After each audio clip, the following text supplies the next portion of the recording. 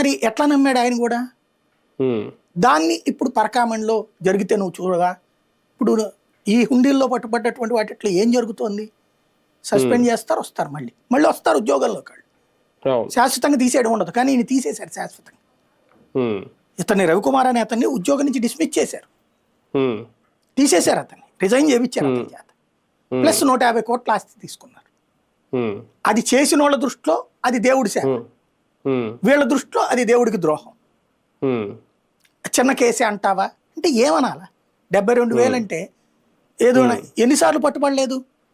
నాకు తెలిసి నేను అక్కడ ఫీల్డ్లో ఉన్నప్పుడు కూడా 4 సార్లు 5 సార్లు పట్టుబడ్డారు. పట్టుబడతారు, వాళ్ళని సస్పెండ్ చేస్తారు, మళ్ళీ తర్వాతన అయిపోయాక రిలీవ్ అయిపోయాక మళ్ళీ వస్తారు. ఏది జైలు నుంచి జైల్లో ఉన్నప్పుడు ఒక 6 నెలల్లో ఏడాదో సస్పెండ్ పడుతుంది, మళ్ళీ వస్తారు, ఉద్యోగం చేస్తారు. గుళ్ళల్లో ఈ హుండీలకు సంబంధించిన దాంట్లో బోల్డ్ అంత ఉన్నాయి, అట్లాంటి కొన్ని వందల మంది ఉంటాయి అట్లాంటి. కానీ దాన్ని ఒక గ్లోరిఫై చేసి చూపెడుతున్నారు వీళ్ళు.